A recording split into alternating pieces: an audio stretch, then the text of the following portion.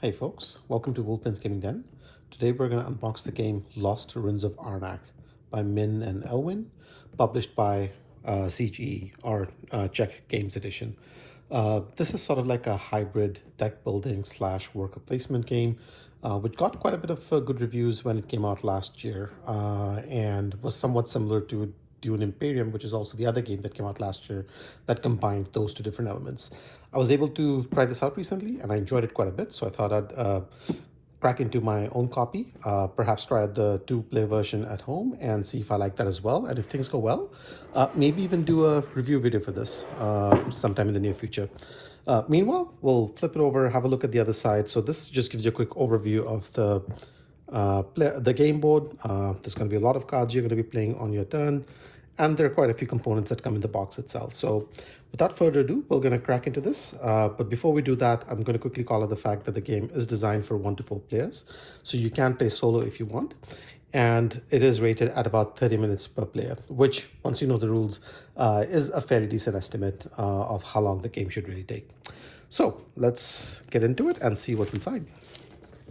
Now the game box rather, is a bit of, I don't know what the proper term for this is. It's almost like a widescreen format box, as it were. If you've played if you've seen other games from CGE, such as Space Alert and so on, you'd be familiar with the shape that you're looking at right here. Right up top, I love the artwork over here. It evokes a sense of adventure. You have adventurers over here looking at something that they're about to discover or they think they've discovered, and going into it. And really, the aesthetics are good overall as far as the cover art is concerned. So let's go into it. Blank inside. And we have quite a few bags that you get in this as well. We'll move these to the side because we're not going to spend too much time on this. You obviously get the catalog, which is also something we're not going to spend a lot of time on. There is a score sheet that you can use to score the game, which is pretty handy, especially if you're playing with multiple players. So that's there. And you get quite a few pages, so hopefully this should last you a while. And even if you do run out of it, on the off chance, scoring is not that complex, so you should be able to keep track of it even without that if you wanted to. Let's have a look at these first. Now, from what I've heard, the component quality is really decent with this game, so that's one of the key things I wanted to try out. So these are jewels that you get in the game. And this is a plastic piece. It's not your standard sort of like a shiny cube that you get in a lot of the games. I like the aesthetics on this one. And these are arrowheads. I'm going to zoom in very quickly. These are nice. I mean, it's plasticky. You can tell that obviously by the sound it's making. Hopefully you can pick that up. But I like the look and feel of this. These are going to look good on the playboard when you put it out.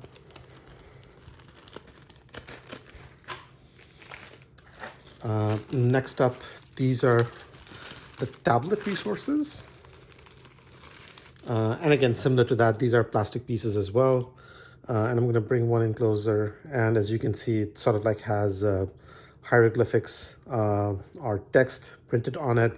The shape also sort of like gives you a feel of how this has been worn off over a period of time. And one of the things I've heard about this is that the art book on this is different from text to text. I just want to confirm if that is in fact the case or not. And at least based on the ones that I'm holding, I don't think that is true. But still, either ways, the component quality is definitely decent with these pieces as well. So let's move on.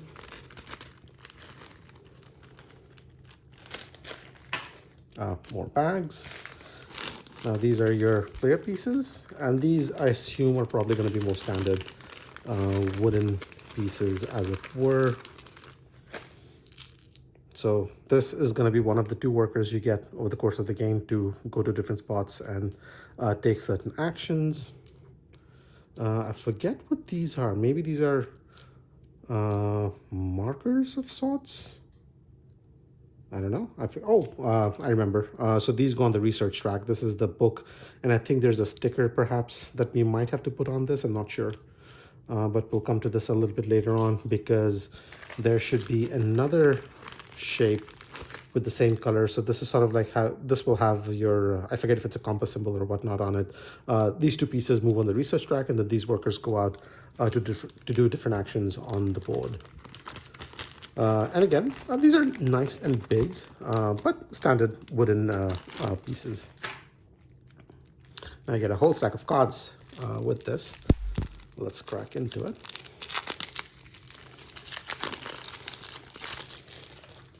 This feel like your standard Magic the Gathering size cards. So that's there. There should be two different kinds of cards in here, artifacts and item cards. I'm not sure if we can tell by the back or not, but let's maybe have a look at the side. So these are item cards, and you can tell these are item cards because these have a cost in coins at the bottom. I like the art book on it so far. It has a good level of detail. Let's see if I can find maybe a good one for zooming in, so perhaps you guys can get a sense of what I'm talking about. So if you look at that, it's a good level of detail for what is basically a very small section of the card. It's just worth sort of like 2 fingers in terms of thickness, but there's a lot of detail, good detail on in there. So yeah, I like this overall so far. I definitely am liking the artwork on it. And then these are the artifact cards, and you can tell these are artifacts because these will have a cost in terms of compasses that you will pay for these. And these are the starting cards that you will start the game with. Nice. Overall, in terms of cardstock, it feels a little on the thinner side. But it's all right. I probably will sleeve these, but I don't know how well this will do with the repeated plays. It does feel a little thinner, but maybe that could just be me. But the artwork, again, top notch. Really like that. These are the reference sheets that you will get. So there's 4 of them, 1 for each player. It makes it feel like the game is a lot more complex than it is. It really isn't that complex, but there's definitely a few pieces happening, and it's a pretty handy thing to have as you're playing the game, at least the first few times. So good to know that there's 4 of these for you. Then we have the rule book. So this is the sticker sheet that we were talking about. So these are going to go on the wooden pieces we had a look at earlier on. And I said that these were compasses that might be printed on it, but it's not. It's a magnifying glass, and then you have the book that will go on that. So there you go. All right, now let's have a look at the rule book very quickly. So you have the different components. There is a tutorial video that you can sort of like go into, and I think this is the one done by Paul Grogan. I would definitely recommend checking that out if you're looking to do the game. He does a very good job of running through the rules as it is. Some flavor text. Setup, again, lovely sort of like a big picture view of all the different pieces that go on the different spots, and then calling them out by having numbers for each of the different areas. I like it when the setup does that. The player setup, gameplay with the goal and the overview, the turn structure, dig at the site, discovering a new site, overcoming a guardian, buying a card, playing a card, oops, research, exploring the lost temple, assistance, upgrades, passing, set up for next round, end of round 5, and then of course final scoring. This is, I believe it's the game comes with a double-sided board, so this gives you an overview of what it will look like, or how some of the rules might be different or setup might be different if you're playing with the other side, which is the snake temple side. And I think that that's the variant you want to try out once you've done a few versions of the base game, as it were. And then, of course, you have rules for the solo variant in here. There's a solo campaign, it looks like, so you can perhaps go to their website and check that out. That's interesting. I did not realize that there was a campaign with this as well. And then you have some notes on the cards in an appendix. FAQ, free actions, effects, keywords, action effects. It's sort of like a small, another reference type sheet at the back of the rulebook. Nice. Generally, I love the aesthetics on this, by the way. I'll just quickly call out. It's visually very attractive. It gives you the impression that, you can go through this and there are going to be a lot of illustrative examples that help you understand how the game works and flows. So just from the look of it, obviously I've not read this one just yet, but just from the look of it, I like it. So that's there. Now we have, I think, the game board, but we'll move this to the side. We'll come to this at the very end, just like we do with all of my videos. Let's have a look at the punch board, and more bags going on in there. If you're wondering, these are punching out quite fast and easy. So this is sort of like a board extension that goes at the bottom, where you're going to put all the different resources on it. The assistants will go on over here, and then the tiles for the different locations you will discover go on in here as well as the guardian. And it is double-sided. I don't know if it's functionally different. Perhaps this is meant to be just aesthetically different, where you can just plop things down and not have boxes and whatnot in there. So maybe this is the more thematic side versus the more organized one. I don't know, but it is there. And then we have these tiles. Now these might be associated with the solo mode, I think, because yeah, it might be because I've played the game with multiple players and we did not use these tiles in there. So I think that might be what this is. This is sort of like a round marker, as it were, that goes along, and it will also split up the different artifact cards and the item cards that you can buy over the course of the game. And these are spots, pieces that you can use to block off certain spots if you're playing with less than the full complement of 4 players in the game. So that's there. We're going to move this to the side. Let's have a look at these. Now these are some of the bonuses that you will get as you move up on the research track. So these are going to be put out over there. And then these are some of the guardians.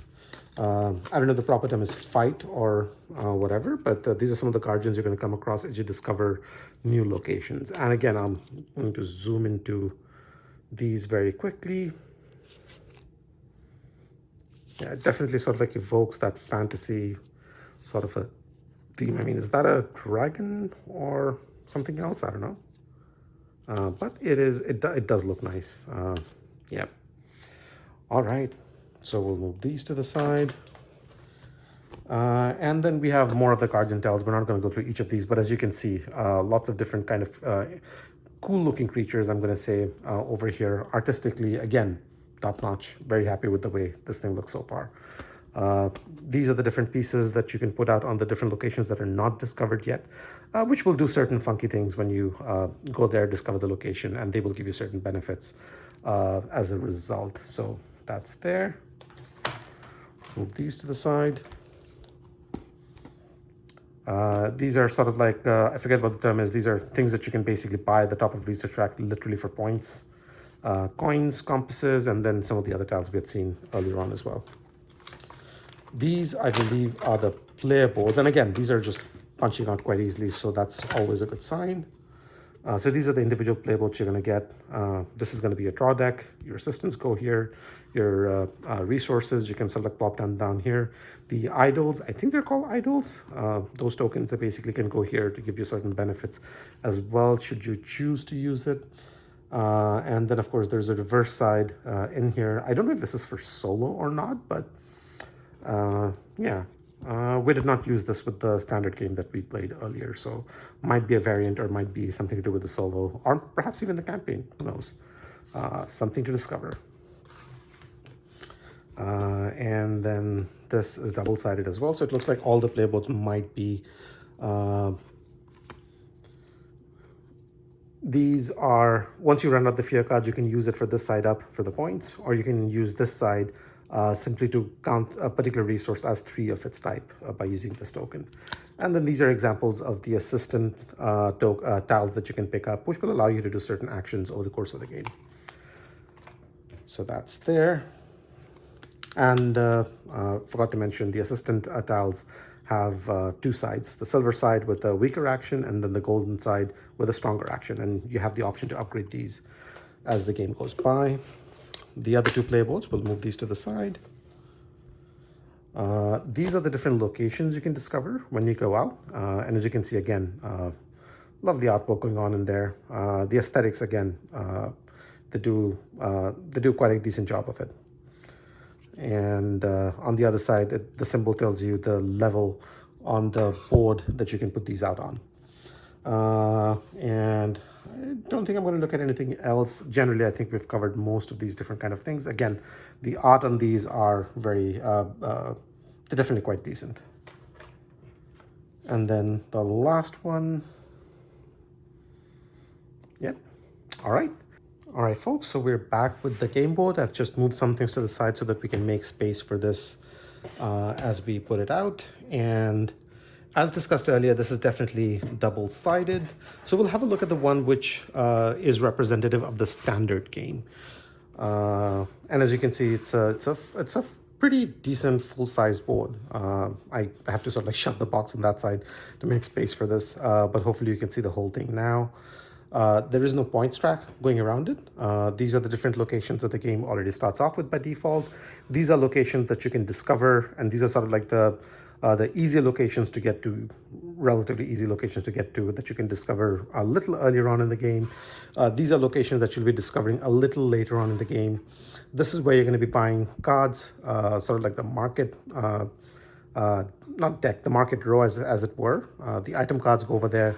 The artifact cards go over here. These are going to be cards that get exiled, and this is where you're going to draw fear cards from. That's where the research track is. Oh, sorry about that. That's where the research track is. You're going to move your research tokens up, paying certain resources, going to spots, getting certain benefits, both over the course of the game as well as at the end of the game as well.